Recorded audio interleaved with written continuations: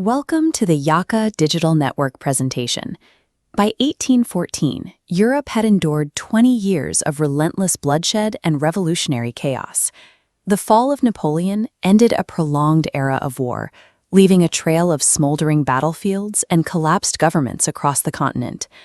The victorious powers faced an immediate, monumental problem: how to rebuild this shattered continent and ensure a conflict of this scale never erupted again. The primary architects of the post-war reconstruction were conservative monarchs, guided heavily by the Austrian Chancellor Prince Klemens von Metternich. Their explicit goal was to reverse time. They intended to restore the ancient regime, meaning a strict return to absolute monarchy and traditional social hierarchy. But the French Revolution had permanently unleashed two rising ideologies: liberalism and nationalism. From 1814 to 1830, the tension between the conservative establishment and these new political forces generated a continuous cycle of uprising and suppression across the continent. To understand how the conservative powers attempted to control this ideological struggle, we have to look at the Congress of Vienna. Held between 1814 and 1815, this was a comprehensive architectural project to re-engineer Europe for long-term stability.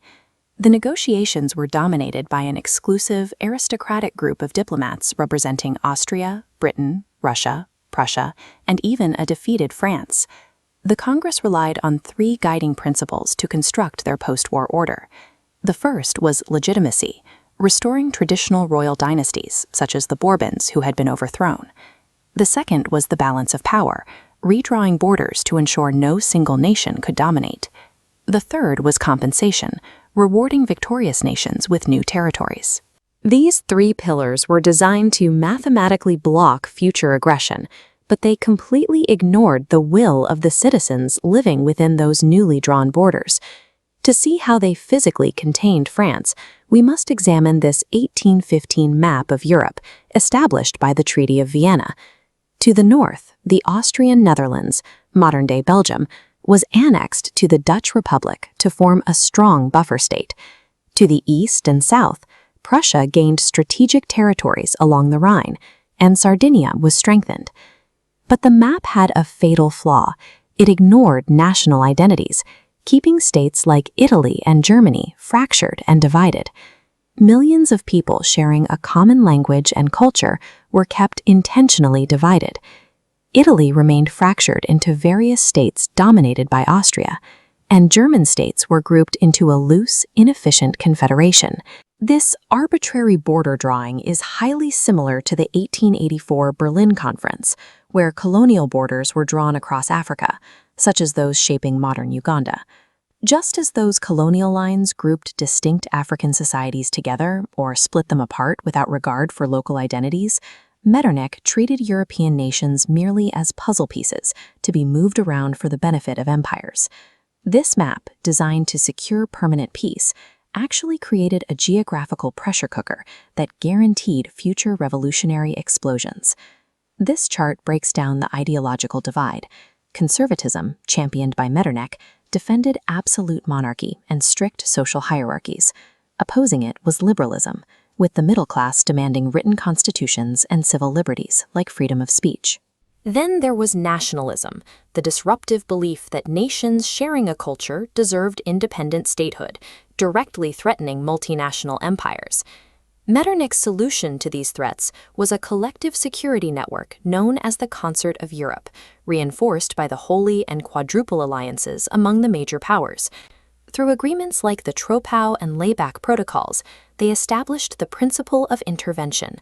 The conservative powers asserted their right to intervene militarily in any nation experiencing a revolution. When liberal and nationalist uprisings broke out demanding constitutional governments in the early 1820s, the system swiftly acted. Austrian troops marched into Italy to crush Neapolitan rebels, and a French army crossed the Pyrenees to restore absolute monarchy in Spain. The Metternich system functioned as an international police state, dedicated to freezing time and eradicating modern political thought through sheer military force. If open political opposition is criminalized under the Metternich system, how will the people resist? They form underground secret societies. Because free speech and public assembly were heavily policed and illegal, political dissent was forced into the shadows. The Carbonari in Italy was a prime example. This secret society used clandestine networks, relied on secret passwords and ritualistic ceremonies to organize insurrections against Austria. Even autocratic Russia faced armed resistance. In the 1825 Decembrist revolt, liberal-minded military officers staged a massive uprising in St. Petersburg, demanding a new constitution, though they were quickly and brutally crushed. Beneath this political frustration was severe economic pressure. The early Industrial Revolution was uprooting traditional agrarian communities, pushing massive waves of peasants into unregulated, brutal urban poverty. Amidst this worker exploitation, early socialism emerged. Radical thinkers began arguing that political freedom and constitutional rights were meaningless without economic equality. The combination of rigid political censorship and explosive industrial poverty created a subterranean resistance that Metternich's armies simply could not police forever. By the 1820s, the strict conservative architecture built at Vienna began to crack. The first major ideological contradiction was the Greek War of Independence, which raged from 1821 to 1829. Greece broke the system because Christian Greeks were fighting Muslim Ottoman rulers. Conservative powers like Britain, France, and Russia violated their own anti-revolution rules. Instead of crushing the uprising, they intervened to support the nationalists and secure Greek independence. The final shatter point for the conservative order was the July Revolution of 1830 in France, known as Les Trois Glorieuses. The catalyst was the ultra-reactionary King Charles X. When he attempted to strip away voting rights, dissolve parliament, and muzzle the press, he pushed the citizens too far. In a fierce three-day insurrection, the citizens of Paris overthrew the Bourbon dynasty entirely and established a moderate constitutional monarchy. They placed a new ruler on the throne, Louis Philippe, who became known as the Citizen King.